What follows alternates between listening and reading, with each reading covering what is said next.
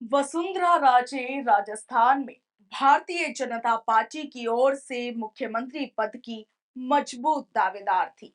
Party ने पहले बगैर सीएम फेस के चुनाव लड़ने का ऐलान किया और फिर जीत के बाद भजनलाल शर्मा को सरकार की कमान सौंप दी।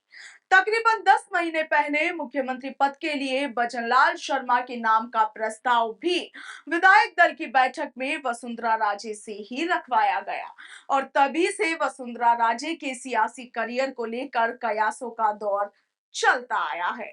मगर पूर्व सीएम वसुंधरा राजे चुनाव के बाद से ही साइलेंट रही।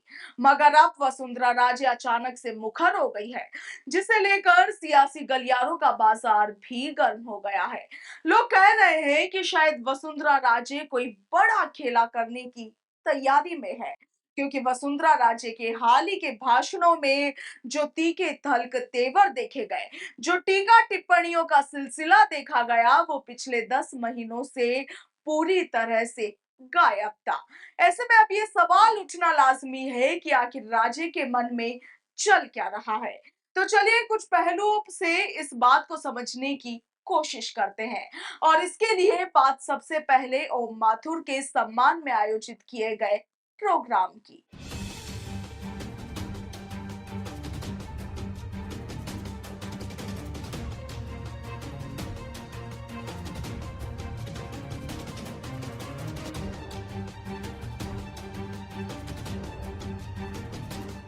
वसुंधरा राजे ने सिक्किम के राज्यपाल ओम माथुर के सम्मान में आयोजित किए गए अभिनंदन समारोह के दौरान कहा कि ओम माथुर कितनी ही बुलंदियों पर पहुंच गए हो, मगर इनके पैर हमेशा जमीन पर ही रहते हैं और इसीलिए इनके चाहने वाले भी असंख्य हैं। और इतना कहते कहते वसुंधरा ने आगे कहा कि वरना लोगों को पीतल की लौंग क्या मिल जाती है, ये खुद को सर्राफ समझ बैठते हैं।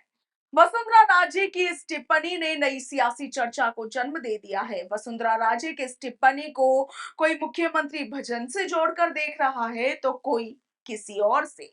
ये टिप्पणी किसके लिए थी ये तो वसुंधरा राजे ही जाने, मगर इस बात को लेकर अब चर्चाएं हैं कि चुनाव के बाद से साइलेंट चल रही वसुंधरा राजे अचानक मुखर क्यों हो गई, क्यों तेवर दिखा रही है। राजनीतिक एक्सपर्ट्स का कहना है कि किसी वक्त में वसुंधरा राजे राजस्थान बीजेपी का पावर सेंटर हुआ करती थी, मगर पिछले तकरीबन 1 साल में ही परिस्थितियों ने ऐसी करवट ली कि वह हाशिए पर चली गई।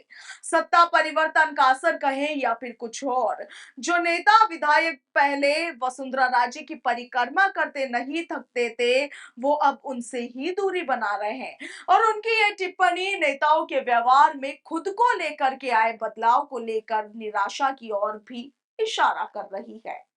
सरकार में नहीं तो संगठन में ही सही या फिर कोई और जिम्मेदारी, राज्य अब तेवर दिखा रही है तो उसके पीछे अपना खोया सियासी वैभव वापस पाने की कोशिश भी लग रही है।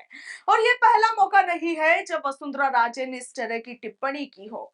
इस प्रोग्राम के बाद बुधवार को झालावाड़ में वसुंधरा राजे ने बीजेपी की सदस्यता ली और इस दौरान भी बयानों की झड़ी लगा दी। इस दौरान वसुंधरा राजे ने कहा कि धैर्य रखे तो मंजिल जरूर मिलती है। इस दौरान उन्होंने चौंकाने वाला खुलासा भी किया।